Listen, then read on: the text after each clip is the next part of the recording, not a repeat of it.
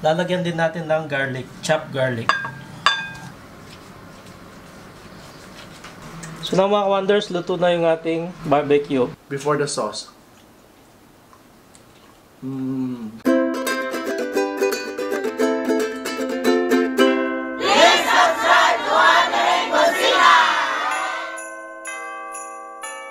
Maayong adlaw mga kahigilaan, kami ang Wondering Kusina. Ako si Chakoy. Ako si Mark. Mga ka-wonders, this is our 7th recipe for Christmas 2025.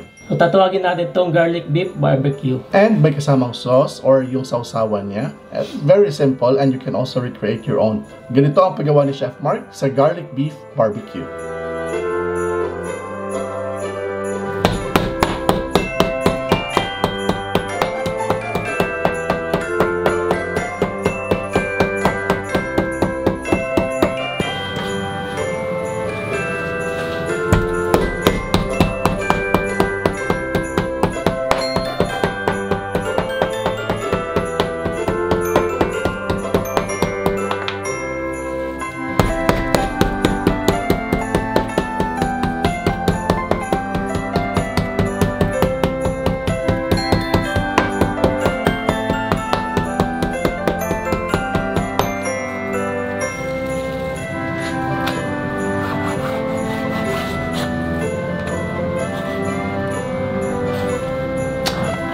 So now na-pound na natin yung ating beef.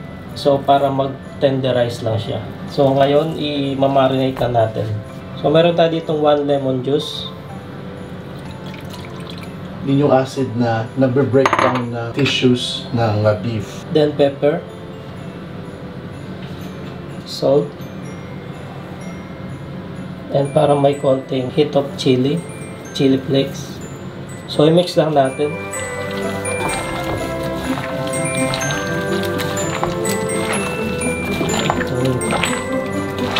So, lagyan din natin ng 1/4 cup of soy sauce.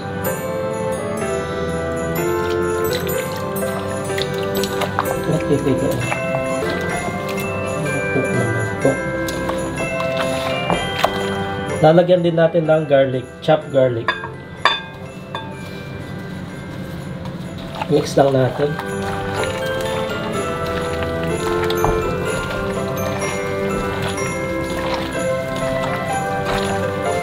Now, i-rest lang natin ng 5 minutes and then lalagay na natin sa skewers.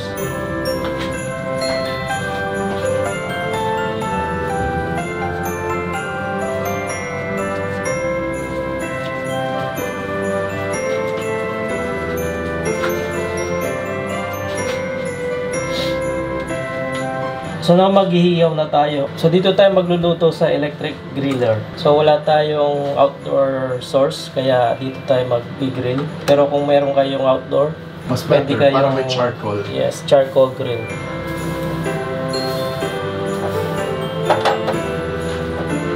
So linagyan ko pala ng tubig yung sa ilalim ng ating griller para hindi siya mausok. Kaya smokeless griller siya actually ang tawag dito.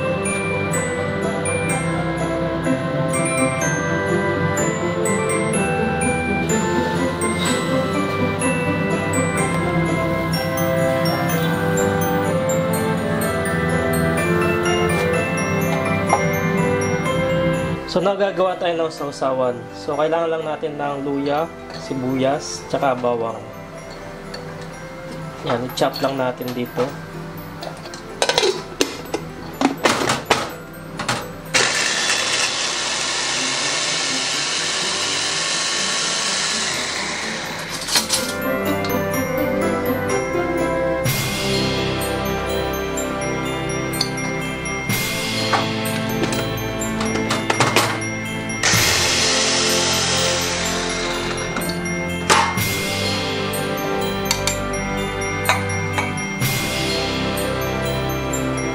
Lagyan lang natin ng suka.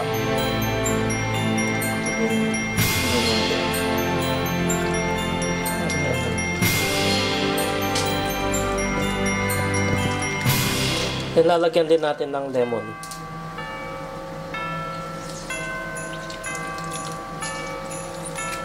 Lagyan din natin ng sugar, white sugar. Then lagyan natin pampanghang chili flakes, half a tablespoon. sauce. Then lagyan din natin ng patis.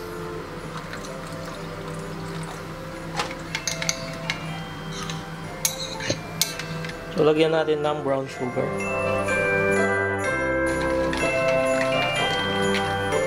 So now mga wonders, luto na yung ating barbecue, beef barbecue. Ayan. So hindi na natin masyadong inano. Yung doneness niya is sakto lang. Yeah, hindi na natin hindi na natin in-overcook para malambot siya.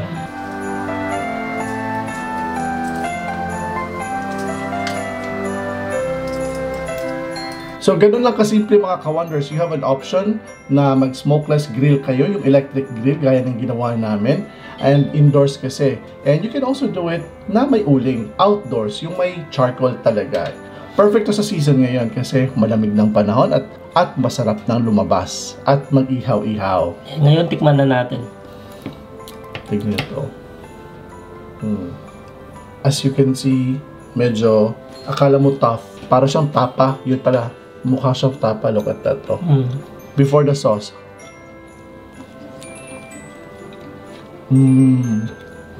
Kung magtatanong kayo kung anong part ng beef, this is the Pakistani beef dito sa UAE. Ang part ito is the steak. Yun yung medyo malambot part. Kaya hindi mahirap. Although dinikdik na to. At medyo hindi siya matigas na malambot siya. Yung doneness, yung pagkaluto, hindi overcook. Saktong-sakto lang kasi manipis na siya. Let's try with the sauce.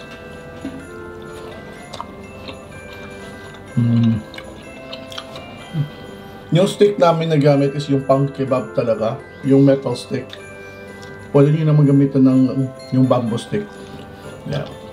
Sarap ng sauce. Nag-complement siya yung gingery ng sauce at saka yung spicy niya. Saka nag-complement siya doon sa beef natin, sa meat natin.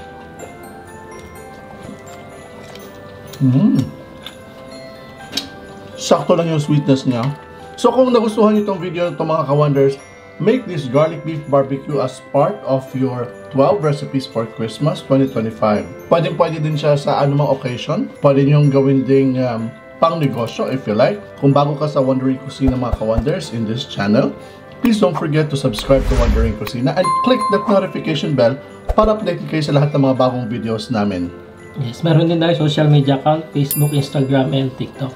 At hindi namin palalagpasin to invite you, especially kung nandito ka sa Abu Dhabi, to invite you to buy our appetizer/condiment, ang fishtails. Yes, available siya sa Abayan Gourmet, sa Mark and Spencer Building sa Airport Road. At it's only 15 dirhams per bottle. At may apat tayo na flavors, ang original, spicy, crispy, and sweet and spicy. That's right. So sa Kabayan Gourmet din, you can actually enjoy more than 20 dishes sa kanilang buffet. It's an all-day dining buffet at they're the biggest buffet dito sa Abu Dhabi kung hindi man sa UAE. Yeah, weekdays is 49 and weekend is 59. That's correct. Yan, lutuin nyo na itong parang grilled tapa. Kasi parang tapa yung texture niya. I like it. Masarap to sa kanin, garlic fried rice. Although garlicky na siya, masarap to sa garlic fried rice. This is your 7th recipe for Christmas, ang aming garlic beef barbecue. Thank you very much for watching mga ka-wonders. Kami ang Wondering Cucina. Ako si Chakoy. Si Mark. Stay cool, stay safe, stay blessed, and peace. Advance Merry Christmas. Malapit na.